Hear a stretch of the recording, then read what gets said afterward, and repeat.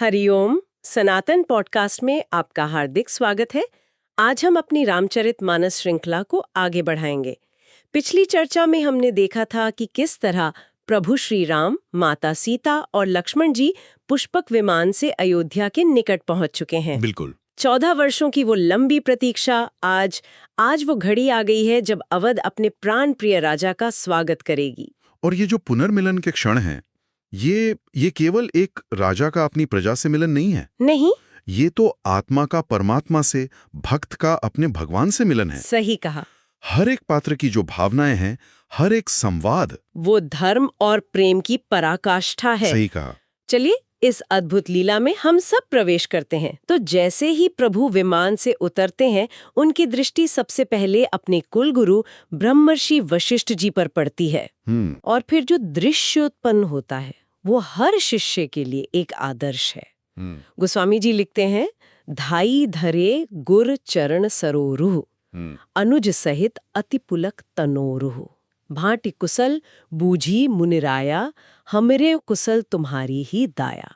धाई धरे इस शब्द पर ध्यान दीजिए। हाँ, दौड़कर गुरु के चरण कमलों को पकड़ लिया। या आतुरता देखिए, त्रिलोकी के स्वामी हैं, रावण जैसे दिग्विजयी को परास्त करके आ रहे हैं, पर सबसे पहले क्या करते हैं? अनुज लक्ष्मण सहित दौड़कर गुरु के चरणों में गिर जाते हैं। और उनका शरीर रोमांच से भर गया, रोए खड़े हो गए हैं। ये गुरु के प्रति उनकी अगाध श्रद्धा का प्रतीक है। और जब गुरु वशिष्ठ उन्हें उठाकर गले लगाते हैं और कुशल क्षेम पूछते हैं, तो प्रभु का उत्तर वो तो हृदय को छू लेता है।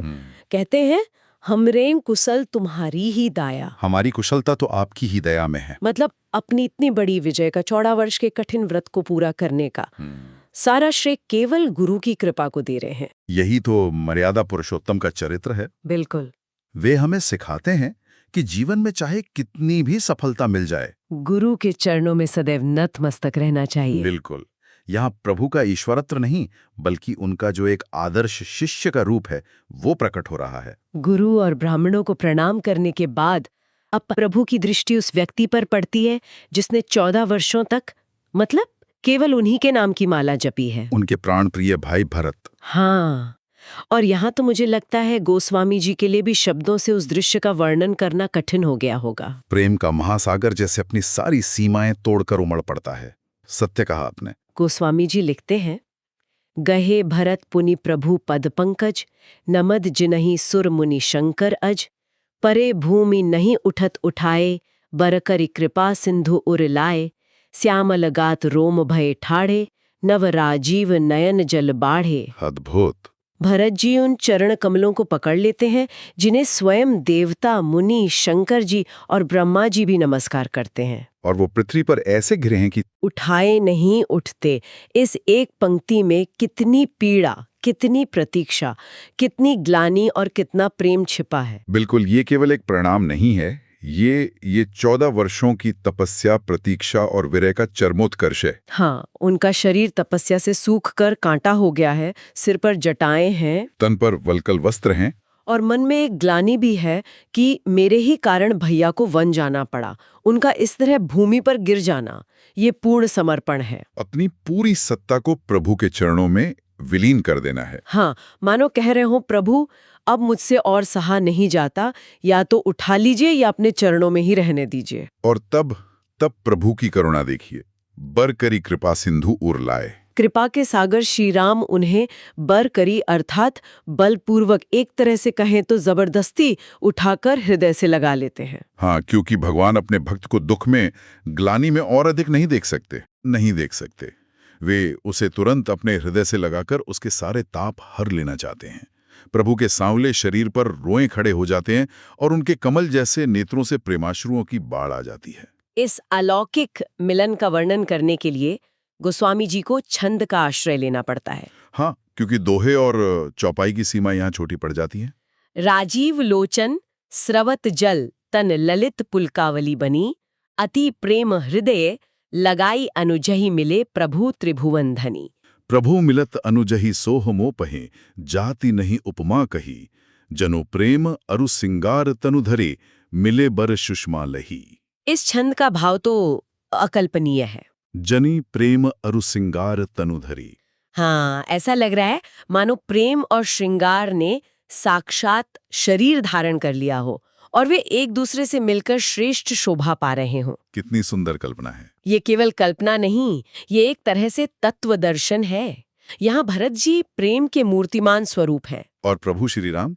श्रृंगार के। हाँ, सौंदर्य और माधुर्य के। जब प्रेम और सौंदर्य का मिलन होता है तो जो आनंद प्रकट होता है उसकी कोई लौकिक उपमा हो ही नहीं सकती।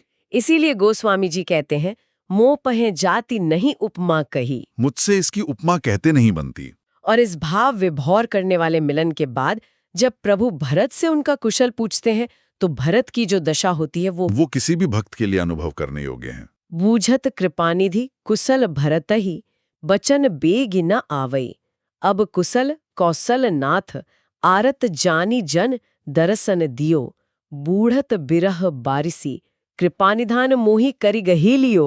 भरत के मुख से शब्द ही नहीं निकल रहा है। कंठ रुक गया है। हाँ, प्रेम और आनंद की अधिकता में उनका कंठ अवरुद्ध हो गया है। बहुत देर बाद जब वे कुछ बोल पाते हैं तो कहते हैं, हे कौशलनाथ, अब कुशल है। अब कुशल है क्यों? क्योंकि आपने इस दुखी दास को दर्शन दे दिए।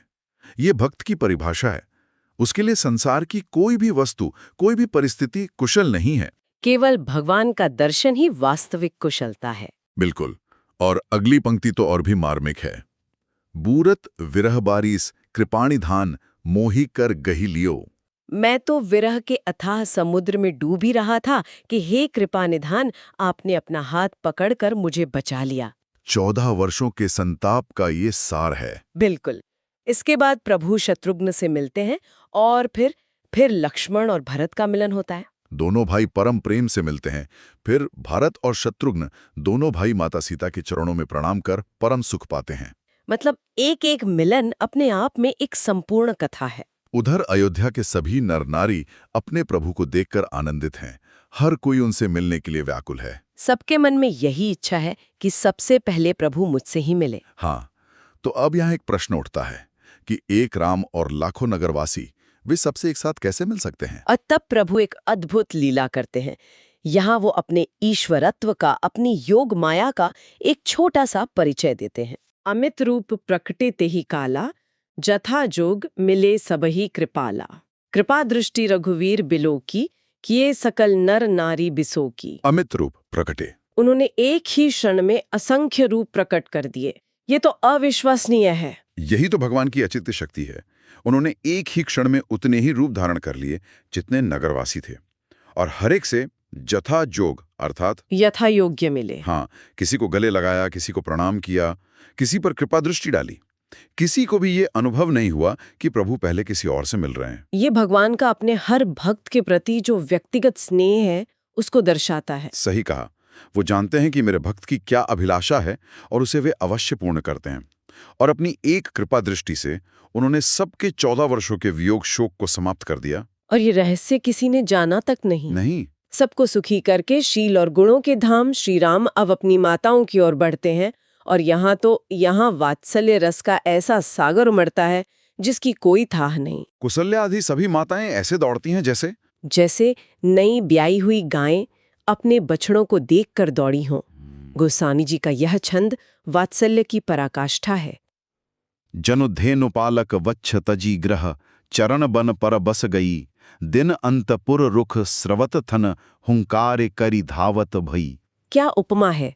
जैसे गाय दिन भर अपने बछड़े से दूर वन में चारा चरती है, पर शाम होते ही उसके थनों से दूध की धारा बहने लगती है और वो रंभाती हुई अपने बछड़े की ओर दौड़ पड़ती है। ठीक वही दशा आज माताओं की है। वियोग से उत्पन्न उनकी सारी विपत्ति दूर हो गई है। इस मिलन में एक क्षण बहुत ही मार्मिक आता है जब कैकेयी जी श्री राम से मिलती हैं। उनके मन में क्या चल रहा होगा इसकी तो कल्पना भी कठिन है। हाँ, गोस्वामी जी लिखते हैं, राम ही मिलत केकेयी हृदय बहुत सकुचानी। उनके मन में अपराध बोध है, संकोच है, लज्जा है। मैं किस मुंह से राम का सामना करूं, यही भाव उनके मन में है। पर राम का व्यवहार देखिए, वो एक भी कटु वचन नहीं कहते। से मिलते हैं। और इतना ही नहीं, आगे हम देखेंगे कि वे सबसे पहले कैकेयी के ही महल में जाते हैं, ये सुनिश्चित करने के लिए कि उनके मन में कोई ग्लानि शेष न रह जाए। रहेंगे। यही राम के चरित्र की उदात्तता है। परंतु लक्ष्मण जी का स्वभाव थोड़ा भिन्न है। वे भी सब माताओं से मिलते हैं, पर कैकेयी जी से मिलने पर उनके मन का क्षोभ वो नहीं जाता।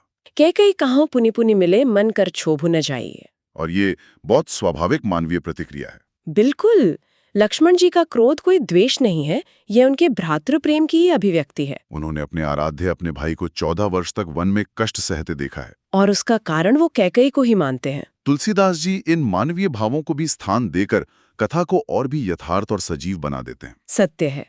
इसके बाद जानकी जी भी सभी सासुओं से मिलती हैं और उनके चरणों में लगकर उन्हें अत्यंत हर्ष होता है। वे सब उन्हें अचल सुहाग का आशीर्वाद देती हैं। और माताएं प्रभु के कमल जैसे मुख को निहार रही हैं, आरती उतार रही हैं, पर मंगल का समय जानकर आंखों में उमड़ते प्रेम के आंसू रोक लेती हैं। और कौसल्या जी का मातृ हृदय देखिए, वो बार बार यही सोचती हैं कि मेरे इन सुकुमार बालकों ने रावण और कुंभकर्ण जैसे महाबली राक्षसों को, काल को भी जीत लेने वाले राक्षसों को युद्ध में कैसे मारा होगा। हाँ, ये माँ का हृदय है जो अपने पुत्र की अलौकिक शक्ति को जानते हुए भी उसके लिए चिंतित ही रहता है। अब जब परिवार से मिलन हो गया तो बारी आती है उन सखाओं की जिन्होंने इस पूरी यात्रा में प्रभु का साथ दिया। विभीषण, सुग्रीव, हनुमान जी, सभी वानरवीर मनुष्य का सुंदर रूप धारण कर अयोध्या में हैं और भरत जी के प्रेम और नियमों की प्रशंसा कर रहे हैं। तब प्रभु अपने सभी मित्रों को बुलाते हैं और गुरु वशिष्ठ जी से उनका परिचय कराते हैं। और जो वचन वे अपने मित्रों के लिए कहते हैं, वो तो रामचरितमानस का हृदय है। निसंदेह ये वचन भक्त और भगवान के संबंध को परिभाषित करता है। प्रभु कहते हैं, इस सब सखा सुनहु मुनि मेरे, भय समर सागर कहाँ बेरे। मम हित लाग जन्म इन्हारे, भरतहु ते मोहि अधिक प्यारे। भरत होते मोहि अधिक प्यारे। ये मुझे भरत से भी अधिक प्रिय हैं। ये सुनकर तो क्षण भर के लिए विश्वास ही नहीं होता। प्रभु अपने प्राण प्रिय भाई भरत से भी ऊंचा स्थान अपने भक्तों को दे रहे हैं। यही तो शरणागति और निस्वार्थ सेवा का सबसे बड़ा पुरस्कार है। बिल्कुल, प्रभु कह रहे हैं, हे मुनि सुनिए, ये सब मेरे सखा हैं। संग्राम रूपी भयानक समुद्र को पार करने के लिए ये मेरे लिए नाव के समान बने। मेरे हित के लिए इन्होंने अपने जीवन तक की बाजी लगा दी, अपने प्राणों की परवाह नहीं की। इसीलिए ये मुझे भरत से भी अधिक प्रिय हैं। यहाँ भगवान स्पष्ट संदेश दे रहे हैं कि जो मेरे कार्य के लिए, धर्म की स्थापना के लिए अपना सर्वस्व न्योछावर कर देता है, वो मुझे मेरे परिवारजनों से भी बढ़कर प्रिय हो जाता है। ये है भक्त की विजय है। ये सुनकर सब आनंद में मग्न हो जाते हैं। फिर वे सब कौसल्या जी को प्रणाम करते हैं और माता उन्हें आशीर्वाद देती हैं, तुम सब मुझे रघुनाथ के समान ही प्यारे हो। अब आनंद कंद श्रीराम अपने महल की ओर चलते हैं। पूरा नगर दुल्हन की तरह सजा है। और यहाँ गोस्वामी जी एक और अद्भुत उपमा देते हैं अयोध्या की स्त्रियों के लिए। नारी कुमुदिनी अवधसर, रघुपति विरह दिनेश, अस्त भय विगसत भई निरखिराम राकेश। इसका अर्थ क्या हुआ? अर्थात अयोध्या की स्त्रियां कुमुदिनी हैं, मतलब रात्रि में खिलने वाला कमल। अच्छा। और अयोध्या एक सरोवर है। अच्छा। राम का विरह एक तपते हुए सूर्य के समान था, जिसके ताप से वे सब मुरझा गई थीं। और अब वो विरह रूपी सूर्य अस्त हो गया है। हाँ, और राम रूपी पूर्ण चंद्रमा यानी राकेश को देखकर वे सभी कुमुदिनियां फिर से खिल उठी हैं। कितना काव्यमय और सटीक वर्णन है। और जैसा आपने पहले संकेत दिया था, प्रभु सबसे पहले अपनी माता कौसल्या के महल में नहीं जाते। नहीं, वे सीधे कैकेयी के महल में जाते हैं। क्योंकि वे जानते हैं कि माता कैकेयी लज्जित हैं, उनके मन में अपराध बोध है। बिल्कुल। इसीलिए वे पहले उन्हीं के महल में जाकर उन्हें अनेक प्रकार से समझाते हैं, उन्हें सुख देते हैं, उनकी ग्लानि को पूरी तरह से दूर करते हैं और फिर अपने भवन में पधारते हैं। ये राम के चरित्र की महानता है। वो संबंधों को जोड़ना जानते हैं। वे परिवार की उस सबसे कमजोर कड़ी को पहले संभालते हैं, जहां टूटने का भय था। अब जब सब मिलन हो गया, सबके मन का संताप दूर हो गया, तब गुरु वशिष्ठ जी ब्राह्मणों को बुलाकर कहते हैं कि आज सभी शुभ योग हैं। आज ही श्री राम को राज्य सिंहासन पर बिठाया जाए। और राज्याभिषेक की भव्य तैयारियां आरंभ हो जाती हैं। और इन तैयारियों में भी प्रभु की प्राथमिकता देखिए।